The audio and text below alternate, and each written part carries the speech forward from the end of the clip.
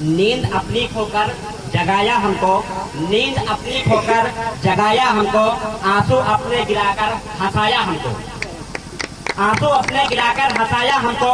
कभी मत भूलना उस महान इंसान को, कभी मत भूलना उस महान इंसान को, जमाना कहता है बाबा साहब अम्बेडकर जी को। दोस्तों, आप सभी को मेरी तरफ से अम्बेडकर जयंती की हार्दिक शुभकामनाएं।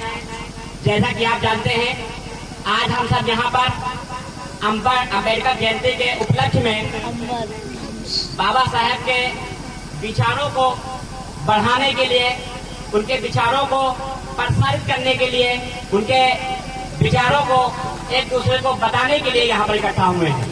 जैसा कि इस प्रोग्राम का नाम ही रखा गया है, यहाँ पर विचार संगोष्ठी।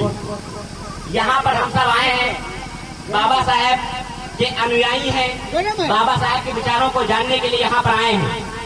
जिस तरीके से बाबा साहब ने अपने जीवन में संघर्ष किया था, अपने जीवन में किस तरीके से शिक्षा हासिल की थी, किस तरीके से उन भेदभाव करने वालों से लड़ा था, उसको सीखने के लिए हम सब यहाँ पर आए हैं। जैसा कि आप जानते हैं कि बाबा साहब भीमराव अम्बेडकर का जन्म 14 अप्रैल 1891 में इंदौर जिले के महू में हुआ था।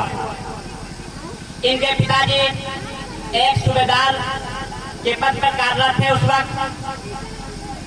बाबा साहेब भीमराव अम्बेडकर की जो प्रारंभिक शिक्षा हुई, काफी भेदभाव के साथ हुई। उनकी जो प्रारंभिक शिक्षा थी, काफी स्कूलों के अंदर उनके साथ भेदभाव किया जाता था। ये अभी बहुत दिनों की बात नहीं है मेरे दोस्तों, ये 1891 में बाबा साहेब का जन्म होता है।